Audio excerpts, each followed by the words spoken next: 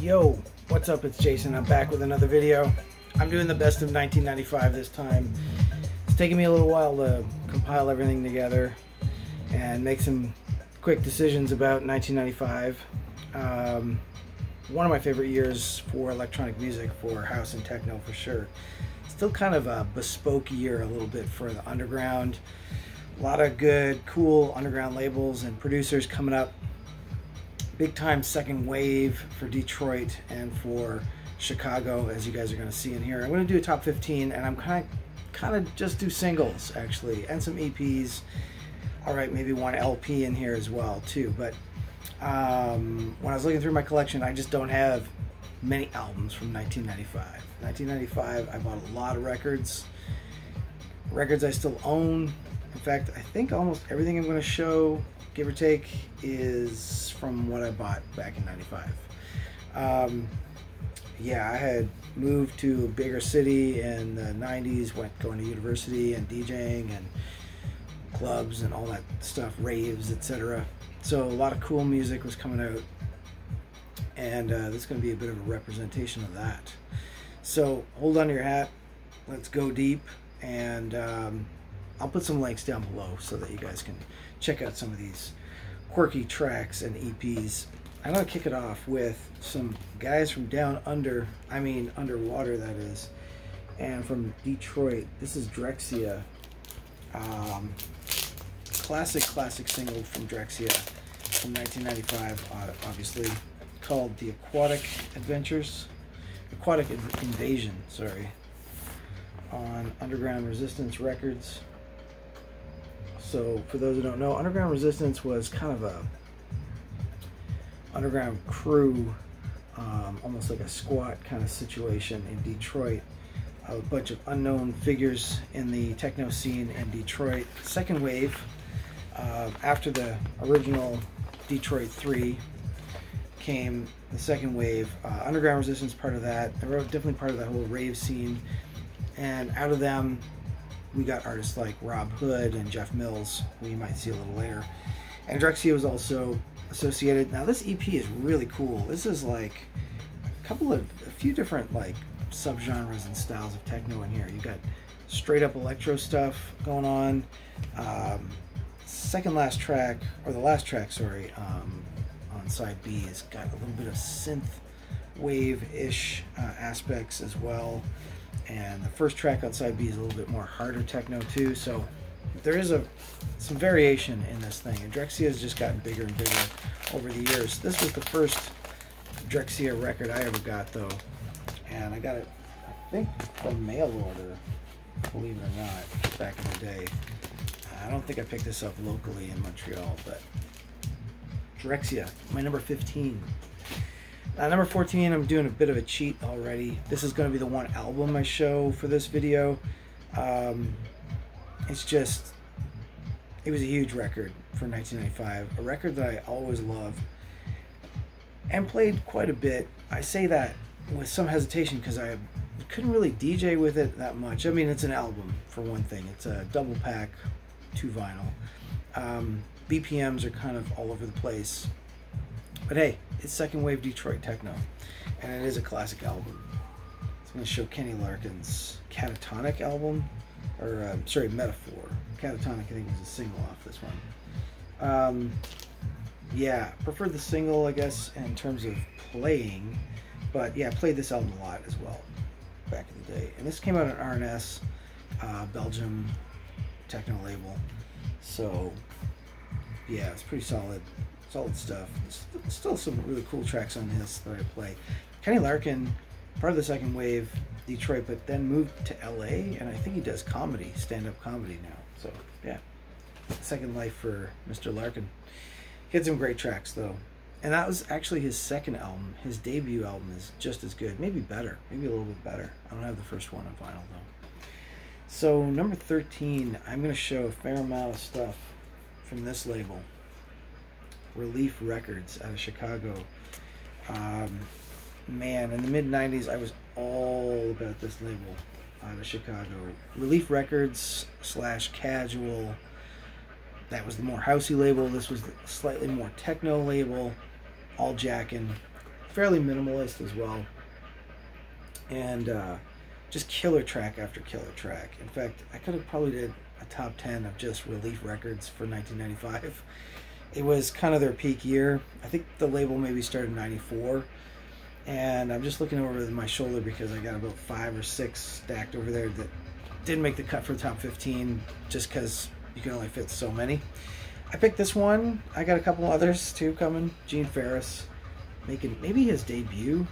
Man, he had some killer singles this year too. This one is an EP, 4 different tracks. You got Blind Rage leading it off. It's the Ferris Wheel EP. First 3 tracks are pretty much just very tracky, very percussion driven, minimalist, jackin' and funky though. And then the killer track on this is the last one, the last jam, which is called Number ? That's just got this crazy little rave whistle going off, and it's infectious and definitely a hook if ever there was one. So yeah, Gene Farris. I mean, the guy's still going, but some of his earliest stuff on Relief Records out of Chicago. He is from Chicago. Next up, 1543, number 12. All right, so the bottom of the 12. I'm going with a German producer this time, on a Canadian label though. Ian Pooley put out this double pack EP on Definitive Records, and I've always loved it ever since I got it. Relations, I guess, is the lead off track on side A. Feel It. You got Relinked, Seb, Sorority Puppets, and The Move. I think The Move is the killer one with some acid lines in there too. Ian Pooley is just a great producer, and started a little bit before this and is still going.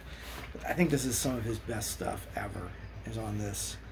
He did some great stuff on Definitive. Jackin', loopy, sample driven but minimal, tasteful maybe, I don't know, funky as hell. It's really cool because it kind of goes from like disco loops and disco samples into acid and more techno house, tech house. We didn't really even call it tech house really at that point. It was just like a techno house in 95. But yeah, Ian Pooley, this is definitely the one to have by him. Jammed that record many times. It's got a little bit of wear on it from those days. Just flipping over the record here, some stuff playing in the background, but getting on to number 11 next, and a total legend from Chicago. Second wave of Chicago producers. He now, I think, still lives in Toronto. I've actually met him in Toronto once because he had a record shop there. DJ Sneak, the legendary.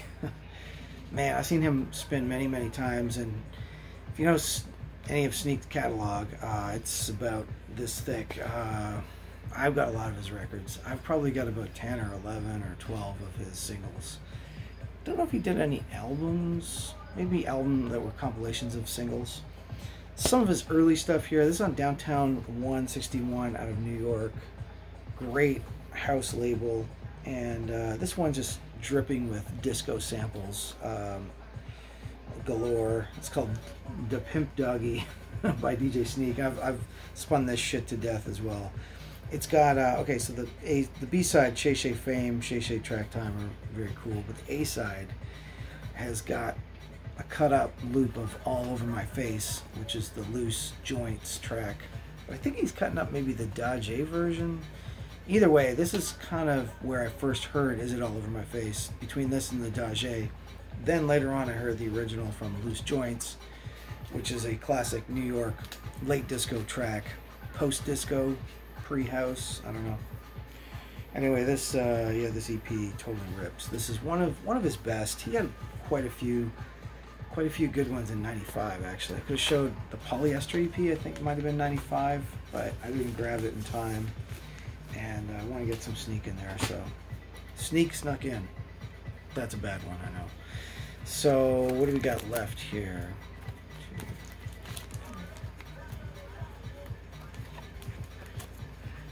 Number 10. Number 10. Going with a producer out of New York City, I believe, is who this is. This is X-Track. You guys aren't going to see it, so I'll pull it out a little bit here. This is on Peace Frog Records out of the UK. Great label. I think I showed some Peace Frog in my Best of 94. But this is the iMode EP by X-Track. And that is just an alias for Todd Sines out of New York, who does a lot of cool techno. Yeah, there it is, Todd Sines. And this is, he was on Dan Bell's label. Very similar style to DBX or Dan Bell, who was in my Best of 94. Minimalist, techno, jack and techno. I guess best way to describe that. You may see a trend here as we go. A lot of the stuff I was playing, parties and raves, etc. I'm really loving the Relief Records style Chicago jacking, and this fit right in there, right in with that stuff. So again, this is X-Track, T-R-A-K. I'll put links below, but it's fairly percussive and minimalist. Not a lot of samples going on, but just a really great drum programming. Number 9, gonna go with a monster track. This track was pretty huge, and some people will definitely recognize it. Everybody Be Somebody by Roughneck, featuring Yvonne. This is on Masters at Work label, label out of New York. Masters at Work usually do some pretty quality / syrupy deep house vocals, etc. This one is a little bit more jamming in your face. It's basically a sample from Nights Are Ebb, shouting "Everybody Be Somebody." It was a huge hit in the clubs. Maybe played a little too much, played to death, but probably made a video for that as well. Had to slip it in as one of the best songs in 95. I mean, it was definitely a track we were all hearing. I didn't have this actually in 95. I think I got it maybe 8 or 7 years ago, maybe. Finally picked up a copy, but it was played all the time. So that was my number 9. 8, 7, 6. Yeah. Number 8 is going to be another Relief Records. Surprise, surprise. Man, this is a total killer jam, and an artist I don't have a lot of. I don't think I have anything else by him, actually. Baby Pop. Baby Pop this time on Chicago Relief. One of the first Relief records I got, picking it up locally in a shop, and blown away. 4 tracks on here, deep techno. Gary N, you know what I'm saying. He's got a shout out to Gary, Indiana there, it looks like. But his You Know What I'm Saying is totally a precursor to what Daft Punk does on their album, where they do an entire shout out album, or shout out song, shouting out all the famous underground house DJs and producers, etc., that influenced them. Baby Pop's kind of doing something similar on this one, I think, with You Know What I'm Saying. And yeah, just jack for days. This thing is gold. Yeah, underground gem. Baby Pop, the EP, the deep techno EP, I guess. Number 7 is a bit of a cheat. I haven't done this really yet in my best ofs, believe it or not. I'm doing a little bit of a compilation, but hey, since we're doing 15 records, why not, right? I had to get this in here. It's such a legendary 4-track EP compilation. This is the Grand Lodge of Luxor EP. Where's it? Thebes on Prescription Records. Prescription Records was also kind of a sub-label of Casual and Relief, more for the deep stuff, deep house. Not much vocal. I don't think there's any. Okay, maybe there's vocal on 1 track out of the 4, but it's a sample on Body Salsa. But CVO reprise got Glenn Underground, part of the second wave, Chicago. Ron Trent, same thing. Ches Damier and Mark Kinchin as well. This EP is absolutely dripping in soulful house, but good shit, like not cheesy stuff, just deep and kind of abstract a bit as well. Abstract dance floor. Had it forever. Always in my collection. I think it probably goes for a bit of money nowadays too. I don't know. That's my number 7. Are we in the top 5 yet? 6, 5, 4, 3, 2, 1, 6. Just outside the top 5. Another Detroit guy pops up on the scene, part of the second wave. Jeff Mills on his label Axis Records. Now, he was part of the Underground Resistance crew I was talking about earlier. Man, this single is just nuts. This is The Purpose Maker. Maybe the best Mills record to get. Tomorrow is also good, and I got about 5 or 6 really essential Jeff Mills. I should rank them one of these days, but yeah, Kara, In the Bush is sick, and Reverting and Black in the Number on the B-side. So if you know anything about Jeff Mills, this guy is an inventor of minimal techno, analog style, hardware style. I've seen him do live. I've seen him DJ a couple times. He used to DJ with 3 turntables or more. I also seen him do a live set with just, I think, a 909 or 808 drum machine, and absolutely sick rhythm patterns that just come at you. He also did a soundtrack for score for Metropolis, I think, the movie, the slang movie.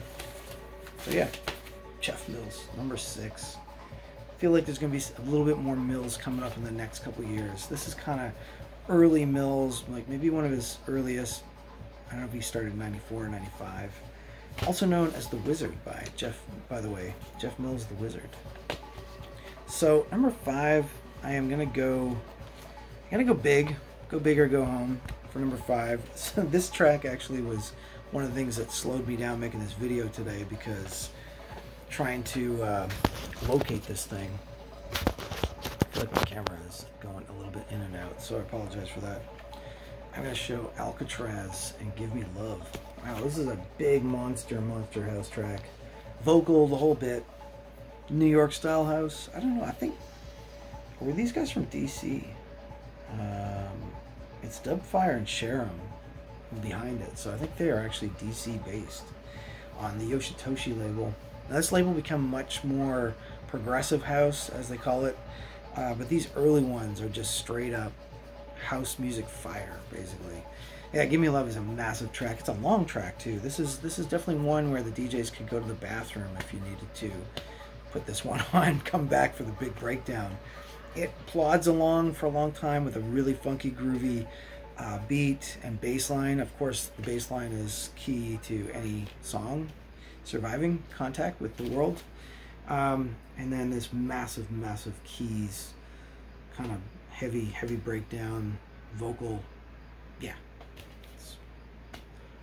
it's a massive track.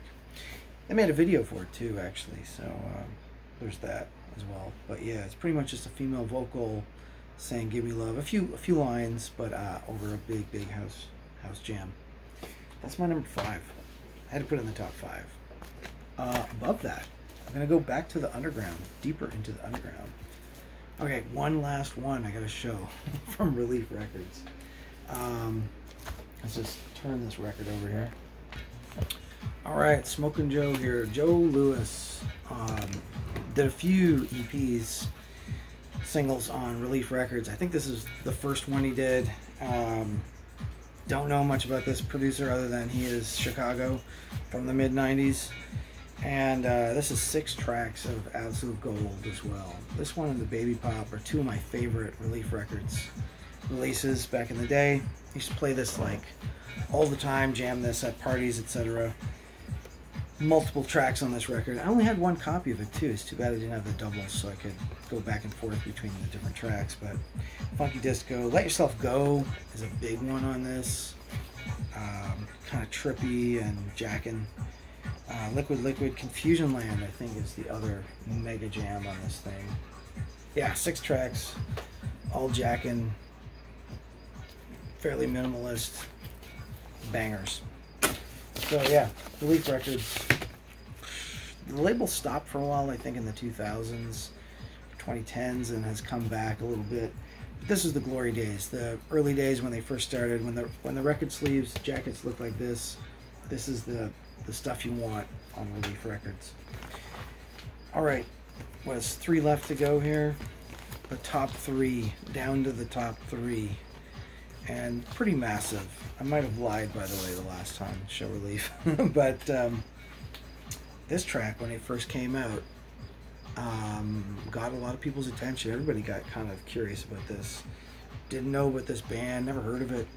coming out of France, so some French house, and just before French filter house kind of took off, which was kind of a take on some of the Chicago stuff, by the way. Just basically taking that funky Jack in Chicago house and putting a big old filter on the whole thing, off and on, maybe some breakdowns. This is not like that. It's kind of a great little plodding groove and then a massive acid breakdown in the middle of it all. And what a jam. So as soon as we heard that, it's like we had to play this multiple times. Talk about the debut single by Daft Punk, those Daft Punkers. Yeah, it's called Da Funk. And this is before they were signed to Virgin Records or anything. They were still on an indie label called Soma. Oops, sorry, out of Scotland. That's the logo there. Flip side was Rollin' and Scratchin', which is also on their debut album, Homework. I got the album not long after this. I think the album came out in '96. But yeah, before the album, there was just the single, Da Funk. And then they made a video of it too, right, with Spike Jonze, did the directing of it. The dog walking around downtown, etc. It's kind of trippy. But yeah, the single was smoking. Tried to fit it in wherever it could in whatever DJ set. It had funk elements. It had the acid line, so it had some techno elements too. Yeah, Daft Punk. Pretty sweet stuff. It's my number 3. What can top that? Well, since you asked, I'm gonna go next with Relief Records again. One last time. It's got to be last time this time. And how about the chief of Relief Records, Mr. Green Velvet himself, aka Cashmere, aka Curtis Jones, is it? Yeah, man, Green Velvet is his techno moniker, and he runs the Casual and Relief labels. And this jam is massive. This EP is massive. You got I Want to Leave My Body and Flash, 2 killer singles on this 3-track EP. The last one's called Explorer. Color vinyl, which was kind of rare in the mid-90s, you gotta admit. Translucent green as well. Yeah, I don't know which one I like better, Flash or I Want to Leave My Body. The whole EP is sick. And Flash became a big single after this. He put out double pack remixes of Flash. Camera's ready, prepare to flash. Huge rave track in the underground. Back in the 90s. Back in the old 90s. Alright, last but not least, speaking of rave, massive classics of the 90s, this track, more than Da Funk by Daft Punk, trust me, more, way more, was played more. In fact, I can remember when this track first came out. I think this was like the week it came out. We got it at the record shops, and there was a Thursday night rave night at a club that we all went to. Had 3 DJs every week. It's usually like 2 residents and a guest or something like that. And small club, maybe like 300 people-ish, top floor. All 3 DJs that night jammed this track. And I probably lost a little bit of hearing because of it, because we used to dance like next door, next to the speaker, basically, with our head in the bass bin or whatever. Talk about Wink, Higher State of Consciousness. On Strictly Rhythm, of all things. Strictly Rhythm, a classic 90s New York house label, dance label. We got the start like in 1990. Puts out a monster track by Josh Wink, who's actually from Philly. Was this his first single? I don't know, this is the first time we ever heard of Josh Wink. He followed it up with a couple of other pretty good bangers, but this was probably his best banger of forever. Yeah, if you want to hear what rave music sounded like in '95, Higher State of Consciousness would be a pretty good start. It's breakbeat, funky breaks, with a crazy breakdown and some acid and very loud piercing noise. Yeah, I think in a nutshell that pretty much describes the track. There's a remix, I think, on the other side, which is not bad, but everybody wanted to play like the main version. It's my number 1. That's my journey in 1995. There was a couple of metal records in 1995. I had like a Fight album and Cathedral. They didn't make my top 15 because I didn't play them that much. They're kind of new into my collection. didn't really have any hip-hop stuff from 95 either, so I stuck with just pretty much the house and techno. And I'll see you guys in the next one.